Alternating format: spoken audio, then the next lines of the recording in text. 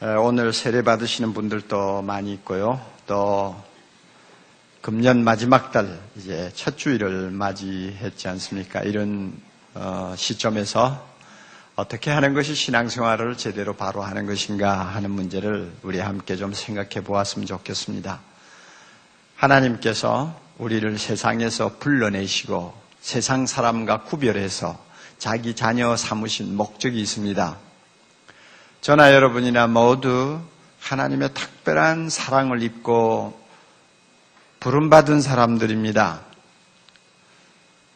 각자 예수 믿은 동기도 다르고 또 믿게 된 여러 가지 과정도 다양하지만 우리 모두에게 동일한 것이 있다면 배후에 우리를 불러내신 하나님의 손이 있었다는 것입니다.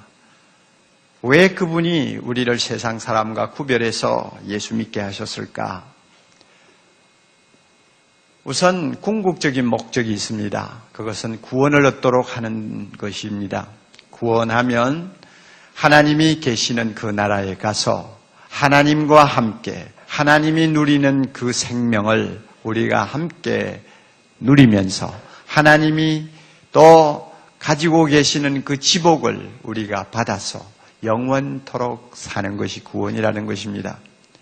그것은 참 생각만 해도 황홀한 것이고 엄청난 축복입니다. 이 구원을 우리에게 주시려고 우리를 불렀습니다. 그리고 그의 자녀 삼으셨습니다. 또 현실적인 목적이 있습니다.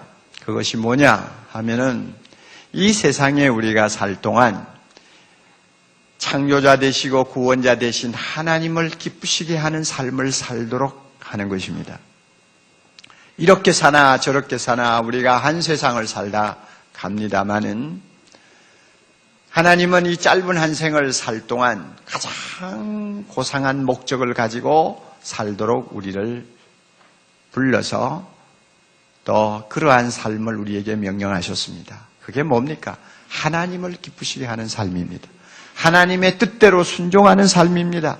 하나님이 원하는 삶을 살아 드리는 것입니다. 이 현실적인 목적을 위해서 하나님이 우리를 불렀습니다.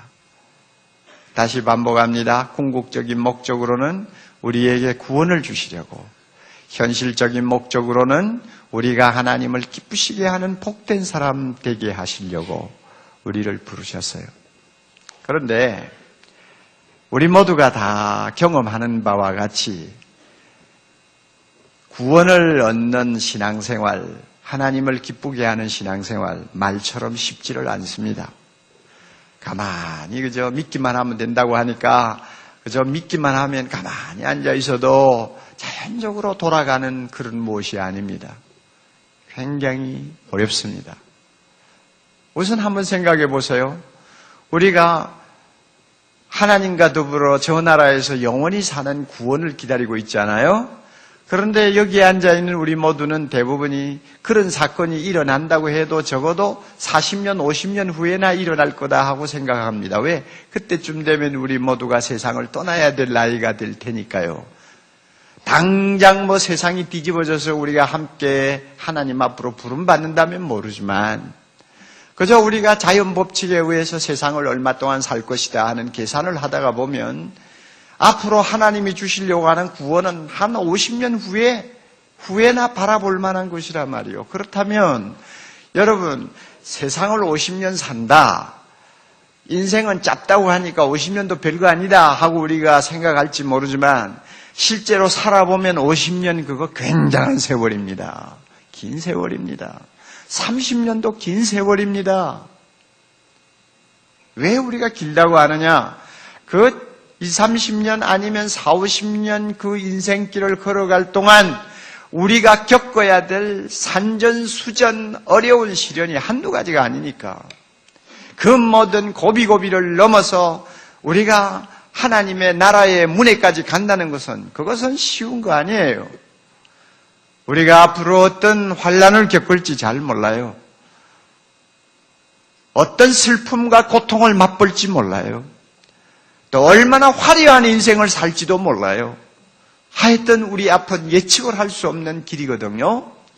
이런 길을 걸어가면서 마지막 구원을 우리가 바라보는 것입니다.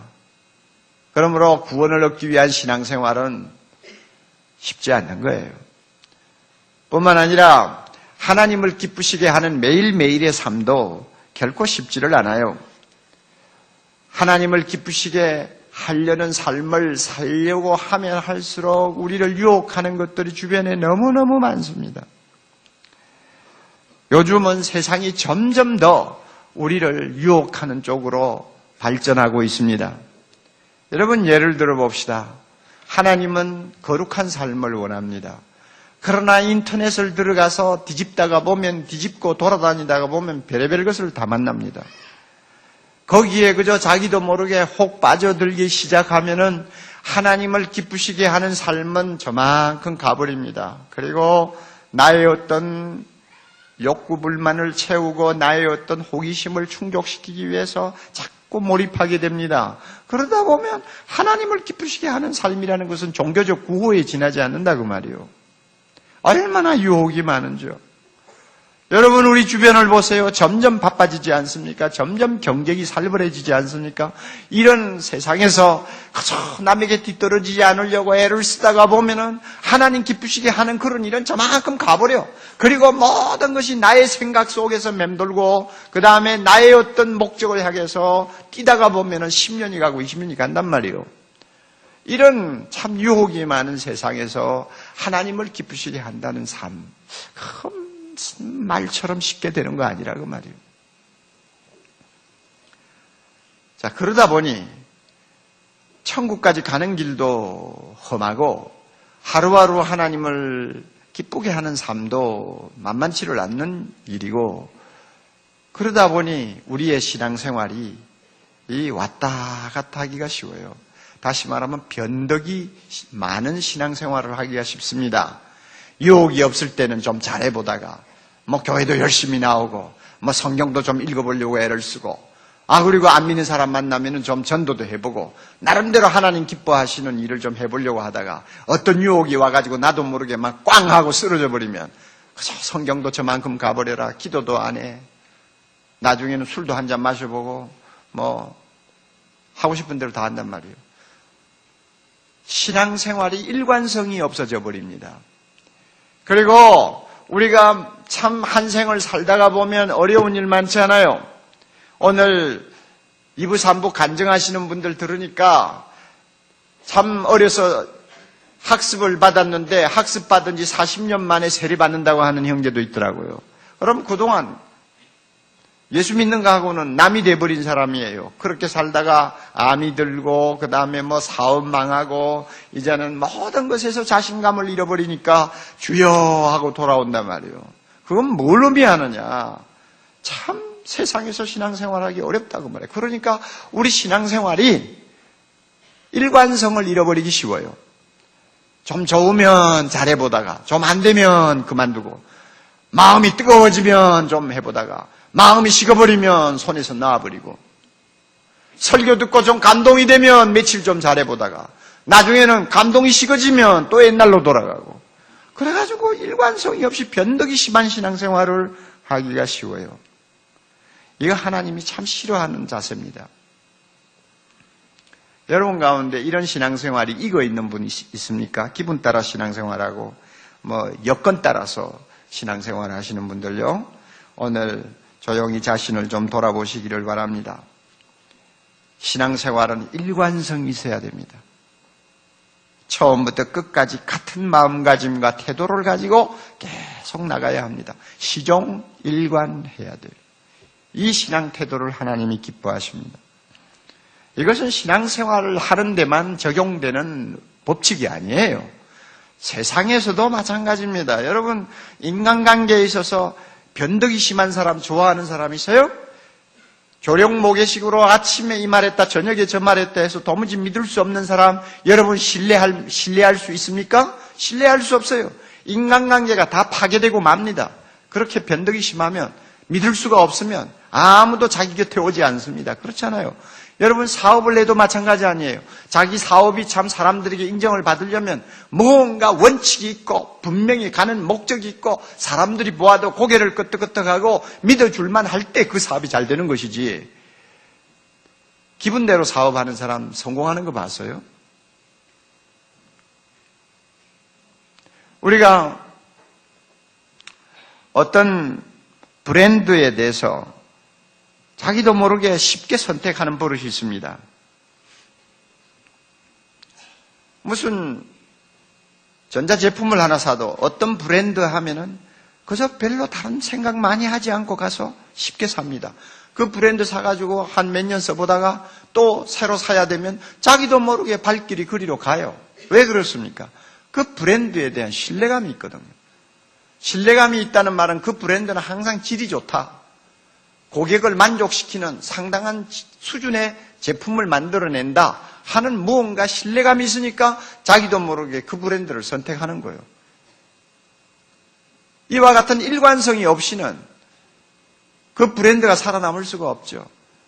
우리가 점심 먹으러 나가면 나도 모르게 발걸음이 옮겨지는 식당이 있어요.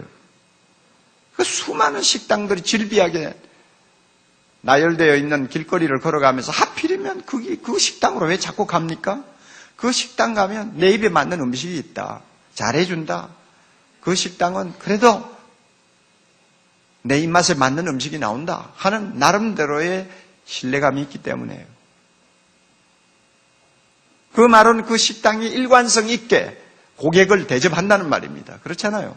세상에서도 이런 일관성이 있어야 뭐가 되는 세상인데 하물며 신앙생활을 하면서 구원을 받겠다, 하나님을 기쁘시게 하겠다 하는 매우 고상한 목적을 가지고 교회를 드나드는 사람이 마음가짐이나 태도에 일관성이 없이 날마다 변덕이 심해가지고 무슨 제대로 신앙생활하며 하나님 앞에 칭찬 듣겠습니까? 그렇잖아요. 그러므로 이 일관성은 참 중요합니다. 여러분, 일관성이 뭡니까? 다시 한번 정리합니다. 일관성이 뭡니까? 변덕스러운 기분이나 갑작스러운 변화나 일시적인 유행과는 거리가 먼 꾸준함을 가리키는 말입니다. 그래요. 내 기분하고 관계없어요. 세상 돌아가는 거하고 관계없어요. 어떤 변화가 일어나도 내하고는 무관해요. 하나님을 향한 내 마음 자세는 꾸준한 거예요. 항상 동일해요. 이게 일관성이에요. 일관성이 뭡니까? 우리로 하여금 곁길로 가게 하는 세상에서 모든 유혹에 맞서 낮이고 밤이고 우리로 하여금 제자리에 있게 만드는 것. 이게 일관성이에요. 참 중요한 것입니다. 일관성이 뭡니까? 오늘은 물론이고 내일도 어제처럼 나로 하여금 어제처럼 행동하게 하는 것. 이게 일관성이에요. 그저께 하나님 앞에 행동했습니까? 그 행동이 어제도 오늘도 내일도 계속되는 거예요. 모든 사람이 아니 많은 사람이 피곤해하고 짜증을 느끼는 상황에서도 흔들리지 아니하는 견고한 태도. 이것이 일관성입니다. 신앙생활은 이와 같은 태도를 견지할 때 은혜를 받을 수 있고 자신이 복을 누리게 됩니다. 우리 예수님은 우리를 향해 항상 일관성을 가지고 대해 주시기 때문에 우리가 그분을 사랑하고 그분을 찾습니다. 예수님은 어제나 오늘이나 영원토록 동일하십니다. 변하지 않습니다.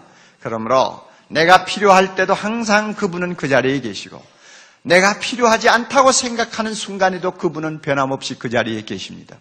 그러므로 우리는 언제나 그분을 찾으면 만날 수 있습니다. 예수님의 일관성입니다.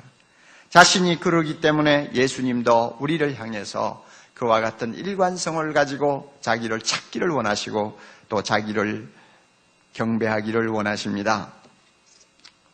여러분에게 이와 같은 일관성이 있습니까?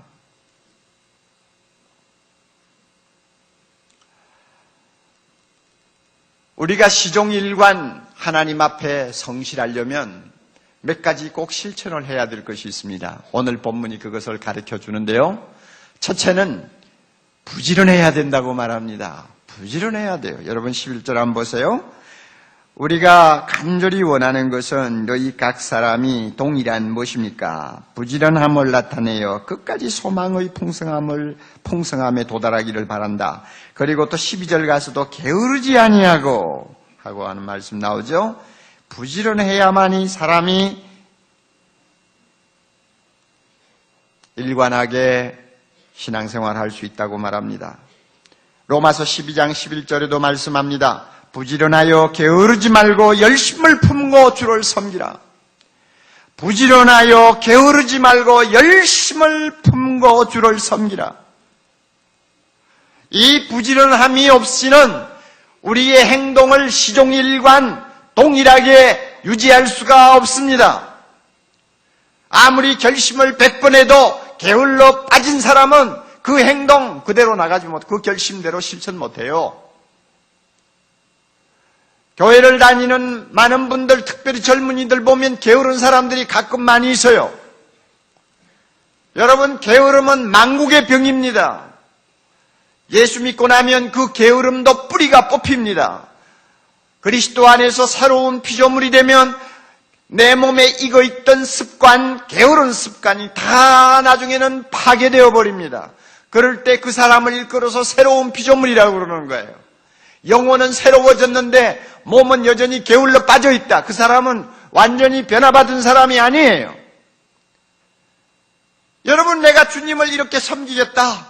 나는 주님이 기뻐하시는 일을 이렇게 매일 하겠다고 100번 일기를 쓰고 결심해놔도 한번 게을러가지고 실천 못하면 그 다음부터 다시 원점으로 돌아가는 거예요. 하나님은 게으른 사람을 미워합니다. 개미보다 못한 사람으로 취급합니다. 여러분 가운데 게을러 빠진 것을 그저 팔자로 생각하는 사람 있나요? 이 시간 주님의 이름으로 꼭 고침받기를 바랍니다. 아멘한 사람은 꼭 고침받기를 바랍니다. 뭐든지 일사불란하게 이 신앙생활 하려면 부지런해야 돼요. 안 그래요? 여러분 한번 생각해 보세요. 우리 예수 믿는 사람이 얼마나 바빠야 되는지요. 우리는 세상 사람과 경쟁하고 있잖아요. 그들에게 뒤떨어지면 안 돼요. 그런데 우리는 그들보다 시간을 더 많이 써야 될 일이 있습니다. 신앙생활이요. 세상 사람은 신앙생활 안 하니까 시간이 그만큼 남아요. 자기가 하고 싶은 일에 그만큼 집중할 수가 있어요. 그러나 우리는 그들에게 떨어지지 않기 위해서 그들과 똑같이 열심히 하면서 또 시간 내가지고 교회 와서 성경 공부해야 돼, 예배 드려야 돼, 제자 훈련 받아야 돼, 형제들과 봉사생활해야 돼. 얼마나 정신없어요. 그러니까 예수 믿는다는 사람이 제대로 신앙생활 하려면, 그리고 사회 사람들에게 뒤지지 않으려면 2배, 3배 부지런하지 않냐면 안 된다 그 말입니다. 게으르면 안 됩니다. 여러분 부지런하세요. 사랑의 교회 성도들 부지런하세요. 금년 초에 참 나는 이렇게 신앙생활 하겠다 작심을 해놓고 12월에 와서 보니 그대로 실천하지 못하는 일들이 한두 가지가 아니겠죠. 그 원인을 한번 살펴보세요. 다 게을러 빠져서 그런 거예요. 게을러 놓으니까 하다가 안 되면 그만 집어치우는 거예요. 그래요? 안 그래요? 그래요. 저 딱 봐요. 똑바로 봐요. 성가대 날 쳐다도 못 봐요. 지금 부끄러워가지고. 여러분, 그렇잖아요. 또 하나, 우리가 일관성 있는 신앙생활을 하려면 꼭 필요한 것, 꼭 실천해야 될 거 있습니다. 그것은 인내하는 것입니다. 12절에 보면 믿음과 오래 참음으로 말미암아 약속들을 기업으로 받는다 하는 말씀이 나오고요. 그 다음에 이 본문 내용은 아브라함을 특별히 중심에 두고 하는 말인데 15절 봅니다. 아브라함은 어떠했습니까? 이같이 오래 참아, 다 같이요, 약속을 받았나니라. 오래 참아 약속을 받았나니라. 야고보 1장 4절에도 인내를 온전히 이루라. 이는 너희로 온전하고 구비하여 너희로 부족함이 없게 함이라 그랬습니다. 여러분 신앙생활 잘하기를 원합니까? 일관성 있는 신앙생활을 해서 구원도 받고 하나님도 기쁘시게 하기를 원합니까? 정말 오래 참을 줄 알아야 합니다. 오래 참을 줄 알아야 돼요. 기도 응답이 없어도 오래 참을 줄 알아야 되고요. 예수 잘 믿었는데 좋지 못한 일들이 일어나도 오래 참고 하나님만 바라보아야 합니다. 이 믿음, 이 인내심이 없이는 신앙생활 견고하게 못합니다. 요즘 젊은 세대들 보면 성격이 급해가지고 참야단이에요. 참지를 못해요.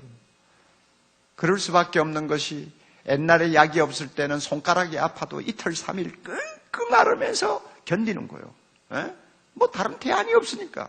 이빨이 그냥 치통이 있어도요, 뭐 아스피린이 뭐예요, 뭐 그런 게 아무것도 없으니까 이빨을 그냥 꽉 다물고 그냥 참는 거예요. 끙끙 앓다가 참으면 나중에는 막 이빨이 못 견뎌가 쑥 빠져버린다고요. 그래? 그러니까 자기도 모르게 그 막 고통을 이기려고 하는 그 저항력이 생기는 거예요. 그래가지고 뚝심을 가지고 참아요. 이런 게 있었는데 요즘에는 조금만 아파도 그냥 뭔가 하나 먹으면 그만 싹 가버리니까 사람들이 참는 연습을 도무지 할 틈이 없어요. 그러다가 보니 이게 신앙생활에도 그대로 영향을 주어요. 뭐가 마음에 안 들면 참지를 못해요. 그래가지고 기도 생활 하다가도 막 마음에 안 들면은 그만 중단해버리고, 성경을 읽다가도 막 별거 없다 하면은 참지를 않고 그냥 내버리고 덮어버리고. 안 돼요. 신앙생활은 인내입니다. 그래서 성경에 보면 인내로 구원을 이루라 하는 말씀도 있어요. 인내하지 아니하면, 끝까지 견디지 아니하면 환난도 못 이겨요. 고난도 못 이겨요. 하나님이 고난 뒤에 참 숨겨놓으신 축복들을 다 놓쳐버리고 맙니다. 끝까지 참는 자가 승리합니다. 끝까지 참으면서 걸어가는 자가 시종일관 하나님을 기쁘시게 할 수 있습니다. 할렐루야. 여러분에게 이와 같은 은혜가 있기를 바랍니다. 이렇게 게으르지 않고 인내하면서 시종일관 하나님을 섬기려고 하는 자에게 우리 하나님은 축복해 주십니다. 무슨 축복입니까? 이사야 26장 3절, 주께서 심지가 견고한 자를 평강의 평강으로 지키시리니 이는 그가 주를 의뢰함이니라. 쉽게 말하면 하나님 앞에 시종일관 견고한 자세를 가지고 신앙생활 바로 하면 하나님이 하늘의 평강을 부어주고 또 부어주시겠다는 것입니다. 이런 축복을 하나님이 주세요. 우리 모두가 이런 축복을 받아 하나님 앞에 칭찬받는 아름다운 주의 자녀 될 수 있기를 바랍니다. 다 같이 기도하십시다. 거룩하신 하나님 아버지여, 우리를 구원하기 위해 부르셨고 우리로 하여금 하나님을 기쁘시게 하는 거룩한 백성 삼으려고 불러주셨는데, 험한 세상에서 우리는 하나님을 시종일관한 자세를 가지고 섬기고 경배하지 못하는 때가 많았음을 회개합니다. 너무 게을러서 하나님 앞에 잘못된 신앙생활 한 일도 있사오며 인내하지 못해서 우리의 신앙생활이 변덕을 많이 일으킨 것을 고백합니다. 용서하여 주시고 우리 모두 일관된 신앙생활, 견고한 마음가짐을 가지고 하나님을 섬기는 거룩한 백성 되어서 하나님이 주시는 놀라운 평강의 축복을 누리게 해 주시옵소서. 예수님 이름으로 기도하옵나이다. 아멘.